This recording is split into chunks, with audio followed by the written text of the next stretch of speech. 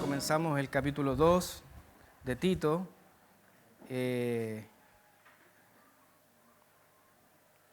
Y hoy día daremos continuidad a dicho estudio. Pero para darle contexto, vamos a leer desde el versículo 1 al 7 y damos lectura en el nombre de nuestro Señor Jesucristo.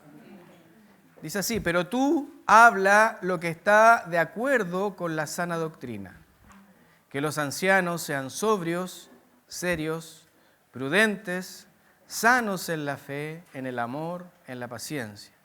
Las ancianas asimismo sean reverentes en su porte, no calumniadoras, no esclavas del vino, maestras del bien, que enseñen a las mujeres jóvenes a amar a sus maridos y a sus hijos, a ser prudentes, castas, cuidadosas de su casa, buenas, sujetas a sus maridos, para que la palabra de Dios no sea blasfemada. Exhorta asimismo a que sean prudentes, presentándote tú en todo como ejemplo de buenas obras, en la enseñanza, mostrando integridad, seriedad. Amén. Bueno, el título del mensaje es la continuación de lo que comenzamos la semana pasada, que es el carácter de una iglesia saludable.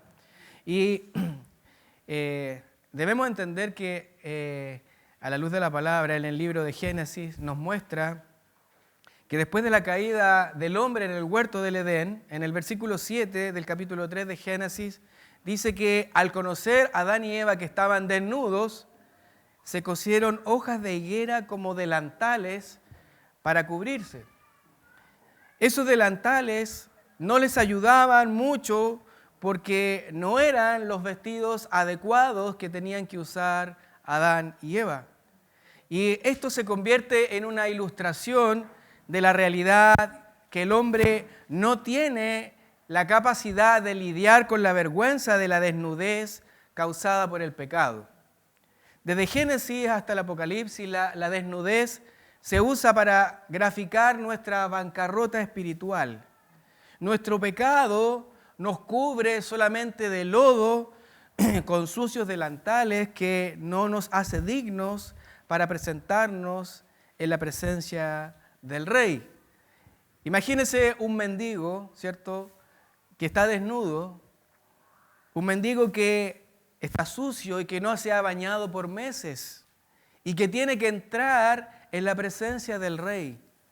¿Usted cree que ese mendigo está en condiciones de presentarse delante del Rey? La Biblia nos habla repetidamente de la necesidad de vestirnos adecuadamente y nosotros no somos capaces de hacerlo porque estamos muertos en nuestros delitos y pecados. Y de un cadáver solamente emana un olor pútrido, ¿cierto? Y no podemos hacer nada para arreglar nuestra condición. Por lo tanto, necesitamos recibir un baño, necesitamos recibir una vestidura especial que nos cubra nuestra desnudez, nuestro pecado, para poder presentarnos de manera digna ante el Rey. La Biblia nos habla de esa vestidura. Es una vestidura blanca y fina que recibimos después de haber sido lavados por Cristo. Si usted va al libro de Apocalipsis, en el capítulo 7, los versículos 9 y 10 dicen: después de esto miré y he aquí una gran multitud, la cual nadie podía contar, de todas naciones y tribus y pueblos y lenguas, que estaban delante del trono y en la presencia del Cordero, vestidos de ropas blancas y con palmas en las manos, y clamaban a gran voz diciendo: la salvación pertenece a nuestro Dios, que está sentado en el trono y al Cordero. En la salvación, Dios nos viste con la justicia perfecta de Cristo. Ese es un vestido blanco y resplandeciente. Es un regalo que jamás podríamos haber obtenido por nuestros propios méritos. Y es por eso que debemos entender que ese tipo de justicia tan perfecta no existe en esta tierra, no existe entre los hombres. Esa justicia perfecta, ese vestido blanco, Dios nos lo regala, no por nuestros méritos, sino que es un regalo, es un don. No colaboramos en nada para coser ese vestido. Esto es muy importante, ya que muchas veces podemos confundir esa justificación perfecta que nos otorga Cristo el Señor, que recibimos por fe, en la cual no participamos, con la justicia que tiene el trasfondo del mensaje que vamos a revisar hoy, ¿ya? Y que se refiere al proceso de santificación. Por lo tanto, en la Escritura hay dos cosas diferentes, dos cosas distintas. Por un lado está la justificación, que es el momento en que Dios nos declara justos por fe en Jesucristo y nos inviste, nos da esa vestidura blanca, ¿cierto?, para poder presentarnos delante del Rey. Y por otro lado está la santificación, que es un proceso de toda la vida en el que Dios transforma al creyente paulatinamente hacia la imagen de Cristo. Ahora, es importante que conozcamos esta diferencia de estas dos cosas, ya que la Biblia ocupa la misma ilustración para ambas situaciones. Y en ambas se ocupa un vestido. Cuando se habla de nuestra bancarrota espiritual, ¿cierto?, y la necesidad de ser vestidos con la justicia de Cristo, estamos hablando de esa justificación, de esa vestidura que tú no hiciste nada para poder alcanzar, sino que solamente fue un regalo de parte de Dios. Pero a la vez, en la santificación, Pablo nos habla de la necesidad de hacer buenas obras, nos dice que debemos vestirnos de amor, de misericordia, de paciencia, y aquí en el capítulo 2 de Tito nos habla de que debemos adornar nuestra doctrina. Por lo tanto, no debemos confundir ambas cosas, especialmente en el proceso de la santificación.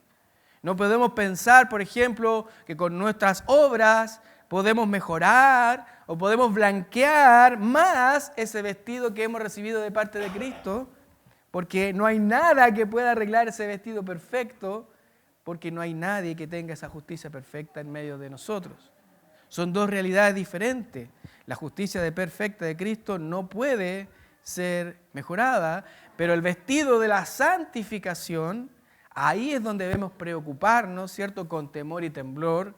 Debemos esforzarnos para lucir buenas obras en nuestra vida. Ahora, usted dirá, bueno, ¿por qué tan complejo? ¿Por qué ocupar la misma ilustración? Bueno, muchas veces la Escritura ocupa la misma ilustración y significan cosas distintas de acuerdo al contexto en el cual están explicitadas. Por ejemplo, si yo le pregunto la ilustración de un león, ¿cierto? ¿Quién es el león que se grafica en la Escritura? Y alguien podrá decirme, bueno, el león corresponde a Cristo porque es el león de la tribu de Judá, ¿cierto? Pero también la Biblia nos dice que el diablo anda como un león rugiente buscando a quien devorar, ¿cierto? Por lo tanto, va a depender del contexto en el cual estemos hablando del tipo de significado que tenga esa ilustración. Y hoy hablaremos de nuestro vestido de la santificación, ¿ya? Eso es como cómo es que nosotros debemos adornar nuestra doctrina, cómo es que debemos vestirnos, ¿cierto?, de nuestra doctrina. Y la semana pasada vimos que Pablo, de manera práctica, dividió a la iglesia en 4 grupos.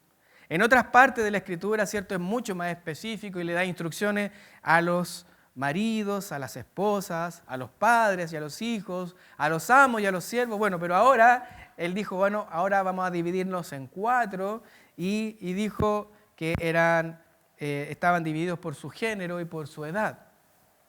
Pablo le dice a Tito en el inicio de este capítulo que hable lo que está de acuerdo con la sana doctrina, lo que conviene con la sana doctrina, lo que le corresponde perfectamente con la sana doctrina, con la sana enseñanza. Y la pregunta que nos hicimos la semana pasada es, ¿qué es aquello que va perfectamente relacionado o lo que calza o lo que corresponde de manera perfecta con la sana doctrina? Y dijimos que era la santidad, ¿cierto? Una vida de obediencia y por ende debíamos vestirnos de esa sana doctrina. Y Nuestra doctrina, por lo tanto, debe ser adornada con obediencia, con santidad. Una vida santa y sana es la que corresponde a esa sana enseñanza. La enseñanza sana es la que exhorta al hombre a vivir en santidad y en obediencia. Y dijimos, ¿cierto?, que como propuesta que los hijos de Dios verdaderos se visten y andan como tales en cada etapa de su desarrollo en la vida cristiana. Y vimos cómo Pablo estimulaba a Tito a cómo debía lucir o vestirse cada miembro de la iglesia de acuerdo a su edad y género.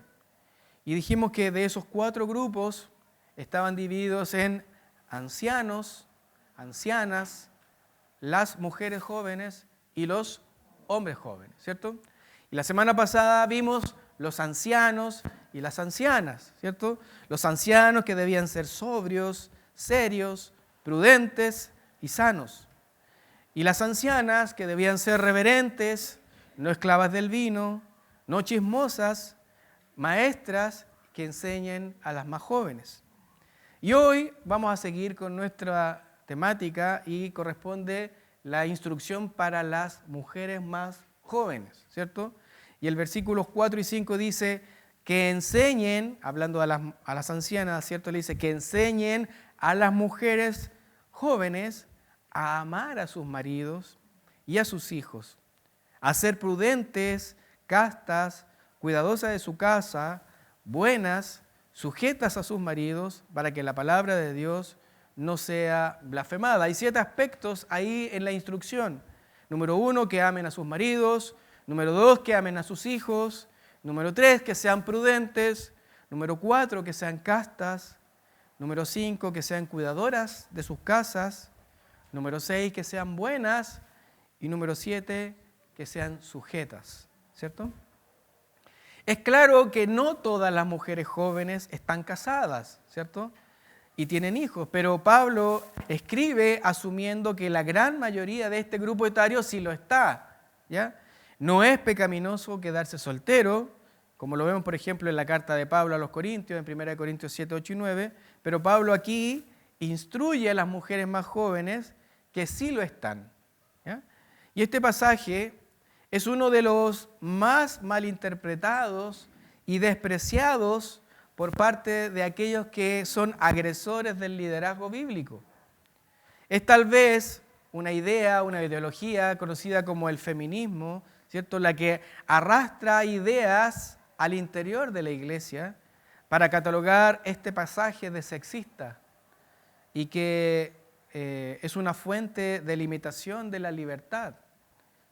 Es importante destacar, ¿cierto?, que las instituciones del matrimonio y de la familia están diseñadas de acuerdo al plan de Dios y que han sido atacadas, ¿cierto?, por el hombre como anticuadas, como inconvenientes, incluso como innecesarias, ¿ya? Y todo este pensamiento destructor va contra el diseño original de Dios. El diseño de la cabeza y el diseño de la sumisión son catalogados como ideas anticuadas y como ideas que limitan la libertad de la mujer. Pero no crea usted que esto es algo de este último tiempo ni de este último siglo, porque todo surge en el huerto del Edén. Dice en Génesis 3:16, a la mujer dijo: multiplicaré en gran manera los dolores en tus preñeces, con dolor darás a luz los hijos. Y fíjese en esta frase que dice: y tu deseo será para tu marido, y él se enseñoreará de ti.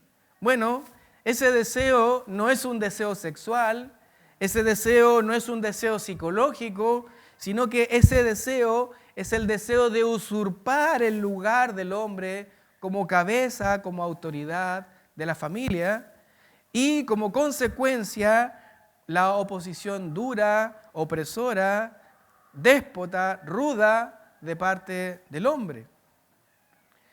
El diablo ha tratado de una u otra forma, ¿cierto?, de que no se cumpla el plan de Dios. y ha tratado de destruir, ¿cierto?, el diseño original de Dios para la familia, para el hombre y para la mujer. Hay corrientes como el gnosticismo, ¿cierto?, en la época de la iglesia del primer siglo, que atacaron fuertemente la idea de la cabeza y la sumisión, y han sido recogidas hoy en nuestros tiempos por corrientes como por ejemplo la ideología de la nueva era, que manifiestan que desde con desdén, ¿cierto?, hacia las Escrituras y el Dios de las Escrituras, elevando a sí mismo el ego personal. Hay una teóloga católica, Carol Christ, que ha escrito lo siguiente: encontré a Dios en mí misma y he llegado a amarla con ardor. Fíjese usted la distorsión, ¿cierto?, de lo que dice el diseño de Dios. Otro autor, Peter Jones, escribe acerca del libro Aspectos políticos de la espiritualidad femenina, de una escritora, Charlene Spretnak, que es una propulsora de la ideología de la nueva era. Dice lo siguiente, haciendo un comentario de aquel libro. Dice: ese libro constituye un llamado a acabar con la religión judeocristiana y reemplazarla con un movimiento femenino que se nutra de paganismo y culto a diosas, así como una brujería que tenga éxito en derrocar el mando global de los hombres. ¿Cuán diferente en extremo es el plan de Dios? Él tiene un diseño magnífico y maravilloso para las mujeres. Es un diseño que cumple todo el propósito de su creación. Eleva al máximo su carácter único, las convierte en una fuente de bendición para el mundo y trae satisfacción y felicidad a sus propias vidas, así como trae también la gloria a Dios. Pero el hombre ha tratado de instaurar sus ideologías para torcer y convencer al hombre y a la mujer de que el diseño original de Dios está mal. Y de eso nos habla de manera un poco resumida el pasaje que de Pablo a Tito en esta mañana, ¿cierto? Dice Pablo, continúa diciendo que por medio de su enseñanza y ejemplo piadosos, las mujeres ancianas deben enseñar a las mujeres más jóvenes a amar a sus maridos. Y ese es el primer punto. Deben enseñar a amar a sus maridos. Y la palabra amar es la palabra en griego philandros, y no es esa palabra que uno podría decir de un amor sexual, ¿cierto?, de un amor eros. Es un amor que tiene que ver con una decisión práctica, ¿ya? Si bien es cierto, dentro del matrimonio está permitido el amor eros, ¿cierto?, esta instrucción de Pablo a Tito tiene que ver con una decisión práctica de obedecer a Dios. No se basa en la dignidad de un esposo, sino en el mandato de Dios y que sale del corazón afectuoso y obediente de una esposa. Es más, incluso los esposos ingratos que no saben amar ni cuidar a sus mujeres deben ser amados de esta manera. Esta clase de amor entre esposos y esposas implica una devoción incondicional y desarrolla un compañerismo mutuo y una amistad que es fuerte y profunda. Si una esposa no ama en verdad a su esposo, debe, en obediencia al Señor, ejercitarse para amarle. Si alguien dice, yo no cumplo a lo mejor con este mandato, ¿cierto? Bueno, el Señor nos manda en esta mañana, les manda a las mujeres más jóvenes, ¿cierto?, a amar a sus esposos. Y el principio es recíproco, ¿cierto? Los esposos también deben amar a sus esposas. Pero ahora la pregunta es, ¿cómo me ejercito? La hermana podrá decir, ¿cómo me ejercito para amar a mi esposo? Bueno, ejercitarse en amar a su cónyuge incluye hacer cosas amorosas por la otra persona, sin importar que uno sienta o no ganas de hacerlas. Implica poner los intereses y el bienestar de esa persona por encima de los propios. Incluye darse uno mismo de manera sacrificial por el bien de la otra persona, no para ser apreciados, no para ser correspondidos, sino que para cumplir el mandato del Señor. Y la base de este principio lo podemos ver en las palabras de Pablo a los filipenses, en Filipenses 2, del verso 2 al 4, cuando dice: completad mi gozo, lo mismo, teniendo el mismo amor, unánimes, sintiendo una misma cosa, nada hagáis por contienda o por vanagloria, antes bien con humildad, estimando cada uno a los demás como superiores a él mismo, no mirando cada uno por lo suyo propio, sino cada cual también por lo de los otros. Esta amonestación de Pablo a los filipenses se aplica en este momento, en nuestra instrucción, especialmente a los esposos. Y esposo no estoy diciendo solamente a las mujeres, sino que también a los maridos, ¿cierto? Allí es donde hay un amor práctico genuino. El servir de manera sacrificial a otro. Por lo tanto, cuando yo amo de esta manera, se vuelve casi imposible no amar. Esto es lo opuesto que la sociedad actual le dice a las mujeres jóvenes. ¿Qué es lo que le dice la sociedad actual a las mujeres jóvenes? No amen a sus maridos. Amen a cualquiera a quien quieran amar cuando les plazca hacerlo. Eso es lo que dice el mundo, ¿cierto? El mundo considera el matrimonio como una cuestión solamente de conveniencia, como un arreglo condicional, temporal, y que se puede abandonar tan pronto como sea inconveniente y desventajoso. Esta serie de instrucciones, ¿cierto?, que Pablo hace a Tito para las mujeres jóvenes, comienza con este mandato simple: deben amar a sus esposos. No hay condiciones, no hay excepciones, solamente deben amar a sus esposos, ¿ya? No es cuestión de que amar a los esposos sea una virtud, sino que el no amarles es un pecado, porque es ir contra lo que dice la voluntad del Señor. Y Jesús dijo: si me amáis, guardad mis mandamientos. Y el que tiene mis mandamientos y los guarda, ese es el que me ama, y el que me ama será amado por mi Padre, y yo le amaré y me manifestaré a él. Por lo tanto, el testimonio de una iglesia es que sus miembros son obedientes a la voluntad del Señor. Por lo tanto, el mandato para las hermanas es amar a sus maridos, ¿ya? Se ha levantado una nueva generación de mujeres jóvenes en una sociedad que por medio de un sistema educativo y los medios de comunicación exalta doctrinas como el feminismo, ¿cierto? Y desluce los estándares bíblicos, ¿ya? Los hace poco atractivos, los hace obsoletos, ¿ya? Y la pregunta para nosotros y especialmente para las hermanas: ¿y tú a quién le vas a obedecer? ¿Le vas a obedecer al mundo o le vas a obedecer a tu Señor? ¿Vas a permitir que la corriente de este mundo te arrastre con su manera de pensar? ¿O vas a cambiar tu manera de pensar y vas a pensar teniendo la mente de Cristo? Pero las mujeres jóvenes no solo deben amar a sus maridos, sino que también la instrucción dice que de aquellas que son madres es que deben amar a sus hijos. Y esto tampoco es una opción, ¿cierto? Se basa en la necesidad de amarlos, ¿ya? La responsabilidad más grande que tienen los padres creyentes es guiar a sus hijos a un conocimiento de Jesucristo para que puedan llegar a conocer la doctrina de la salvación. Las madres deben amar a sus hijos en todo sentido.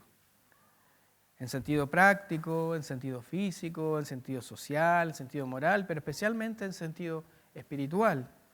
Un amor que no tiene condiciones, que no tiene límites. Y esto es muy demandante para una mujer, ¿cierto? Amar como se exige en la Escritura a sus hijos demanda tiempo, demanda dedicación, demanda ser intencionales, ¿cierto? Porque no basta con que si yo tengo un hijo pequeño, con darle la comida, cambiarle, lavarle la ropa, sino que tiene que ver cómo yo cultivo el corazón de ese niño para que pueda conocer al Señor. Debe ser mi obligación amarlos para cumplir de criar hijos piadosos. En tercer lugar, las mujeres jóvenes y casadas deben ser prudentes. Y esta cualidad es una cualidad que se repite en los otros grupos. ¿Se acuerda usted que a las ancianas, a los ancianos, a los jóvenes, ¿cierto? También se les exige que sean prudentes? Y esto tiene que ver con el dominio propio. Tiene que ver con el evitar los excesos. Todos debemos tener dominio propio para dirigir nuestras vidas en el camino del Señor. Ser capaces de controlar las pasiones físicas, rechazar los estándares del mundo y resistir las atracciones del mundo. ¿Ya? Eso significa ser prudentes. En cuarto lugar, las mujeres jóvenes deben ser castas.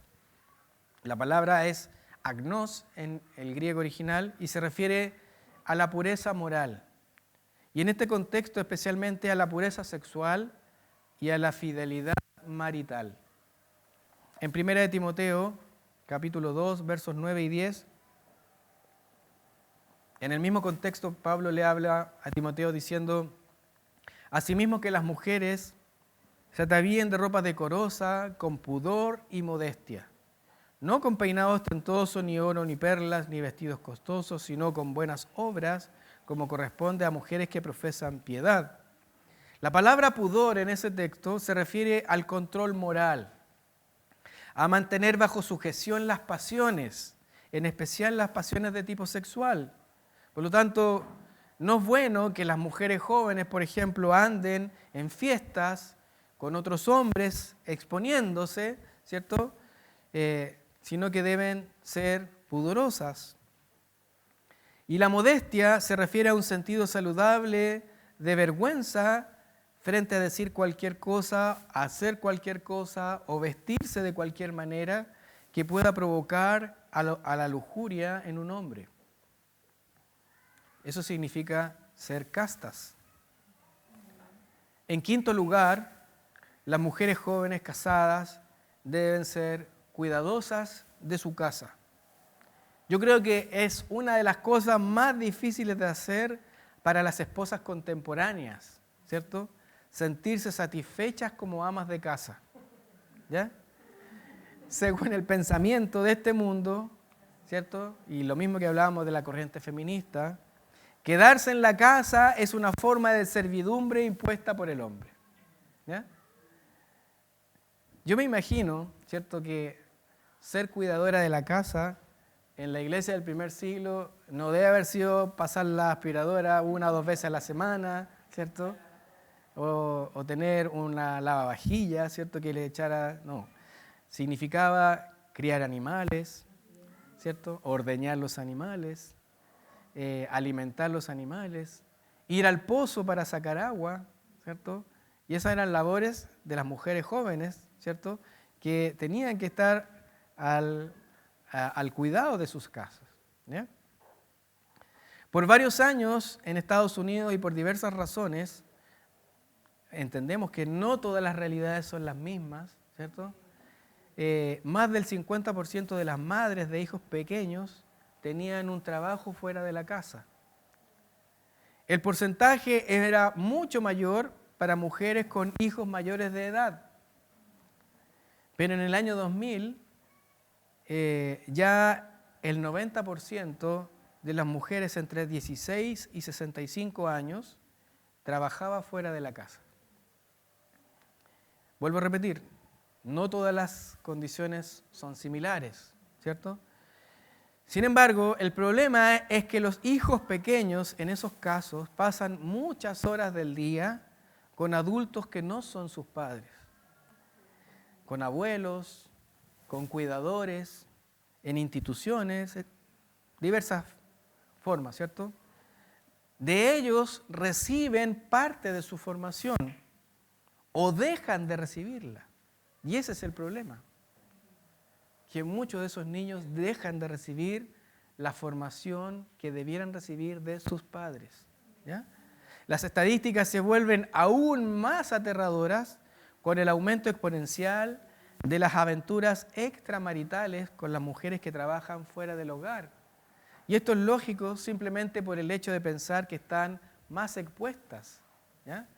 Por lo tanto, cuando nosotros escuchamos, ¿cierto?, la instrucción de Pablo a Tito, no es una instrucción sexista ni machista, sino que tiene que ver con la protección del corazón de la mujer. ¿Ya? Con frecuencia, esas mujeres terminan bajo la autoridad de un hombre que no es su esposo, en un ambiente antiético, antibíblico, ¿cierto?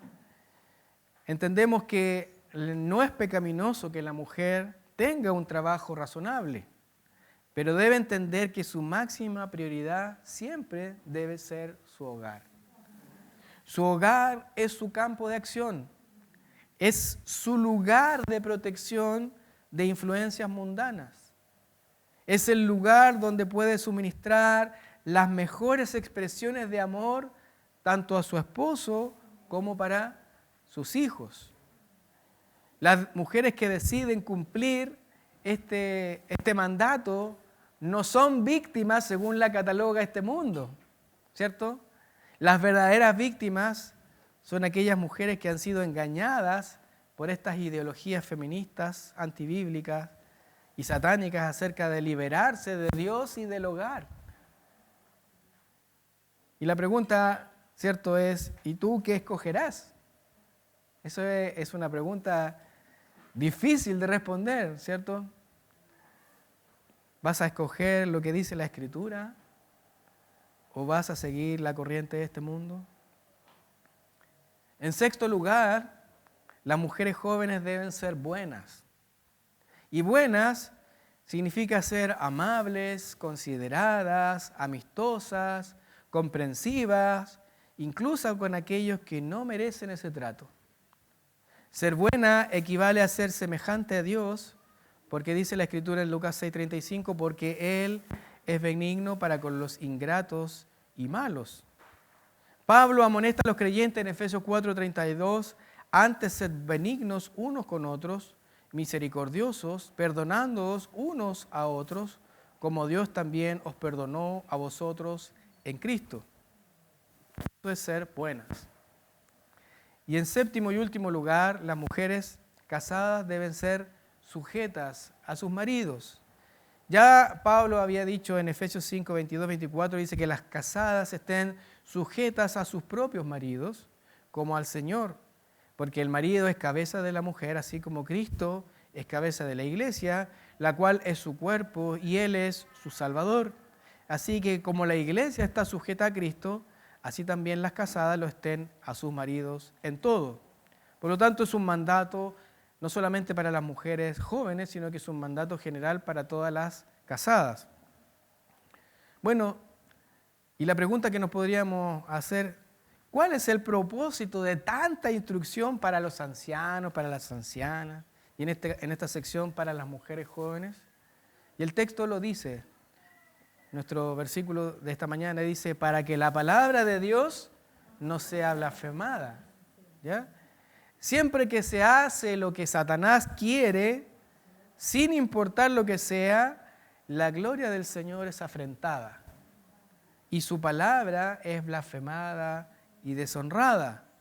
Blasfemada significa difamar o deshonrar. En un parafraseo de este texto podríamos decirlo, para que la palabra de Dios no sufra escándalo alguno.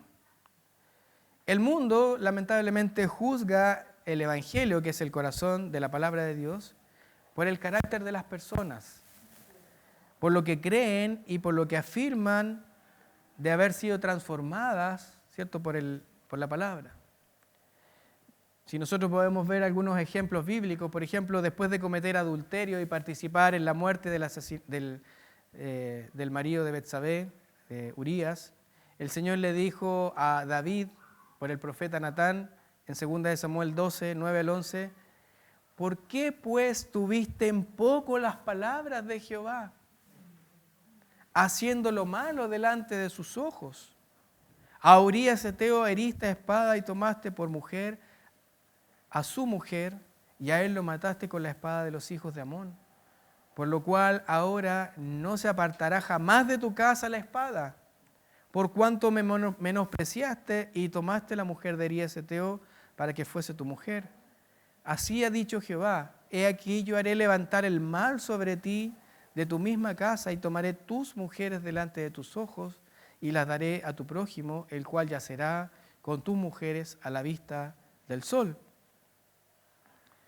Un castigo, ¿cierto?, para el rey David, por menospreciar, por blasfemar contra la instrucción, contra la palabra de Dios. Jesús manda a sus seguidores, así alumbre vuestra luz delante de los hombres, para que vean vuestras buenas obras y glorifiquen a vuestro Padre que está en los cielos. Bien sea que se lo propongan o no, los cristianos lamentablemente, ¿cierto?, debemos ser cartas leídas, ¿cierto?, cartas vivientes de Cristo, y en ocasiones el único testimonio que el mundo tiene sobre el Señor y su evangelio es nuestra forma de vivir, es nuestra forma de comportarnos, es nuestra forma en cómo expresamos lo que Dios ha hecho en nuestra vida. La mejor plataforma para predicar y testificar es una vida transformada, marcada por la virtud y la piedad. Para que una persona quede convencida de que Dios le puede salvar y del pecado, necesita observar a alguien que ha sido salvo por él y que en la medida de lo posible vive una vida separada del pecado. Esa es la sección número 3 para las mujeres más jóvenes. La cuarta sección y final, ¿cierto?, es los hombres jóvenes. Y dice el versículo: exhorta asimismo a los jóvenes a que sean prudentes. Y al igual que las mujeres jóvenes, los hombres jóvenes corresponden a hombres en edad de casarse hasta alrededor de los 60 años. Eso lo analizamos la semana pasada, ¿cierto? La palabra ahora es un poco más ruda, ¿cierto? Y dice exhorta, ¿cierto? Parakaleo es la palabra en griego, que significa intimar a alguien con firmeza. ¿Y a qué hay que exhortarlos? A que sean prudentes. Esta instrucción es la misma que se repite en los otros grupos, ¿cierto? Tiene que ver con el sentido común, con el buen juicio, con el dominio propio, con el autocontrol. Y Pablo exhorta a su hijo Timoteo, en 2 Timoteo 2:22, huye también de las pasiones juveniles y sigue la justicia, la fe, el amor y la paz con los que de corazón limpio invocan al Señor.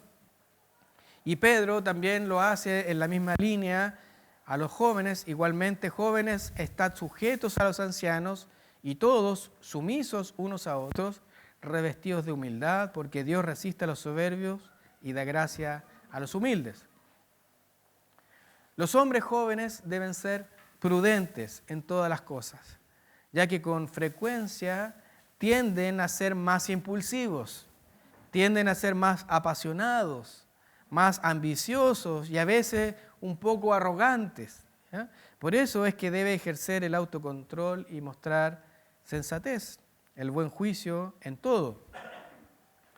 Pablo le recuerda a los creyentes de Corintio: todo el que lucha de todo se abstiene, ellos a la verdad para recibir una corona corruptible, pero nosotros una incorruptible, ¿ya?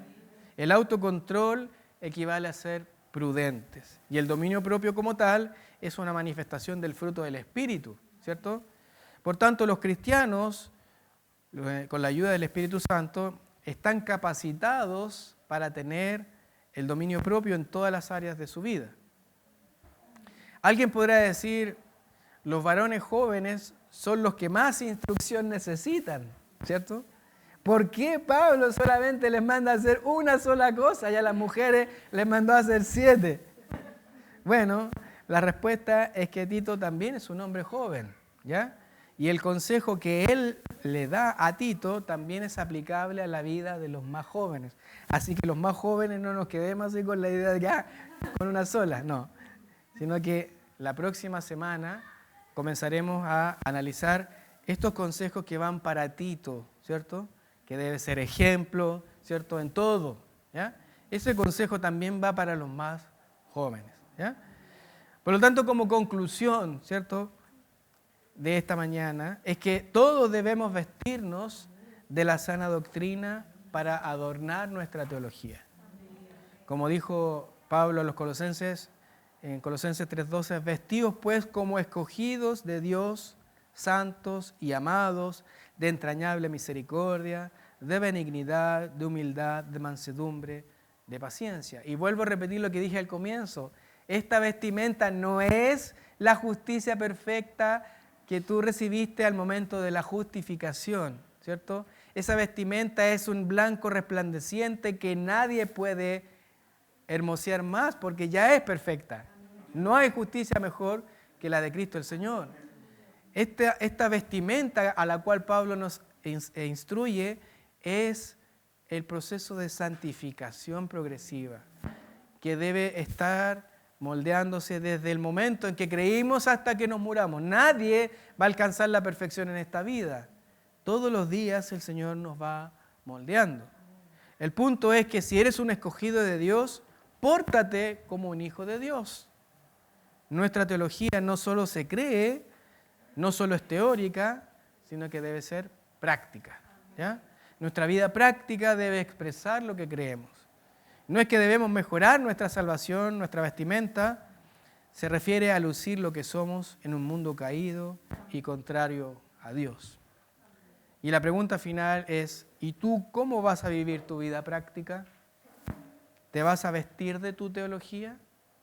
¿O solamente va a ser una materia que aprendiste, como cuando uno está en la universidad o en el colegio, ¿cierto? Y la aprobé, ya se me olvidó, porque ya la pasé, ¿cierto?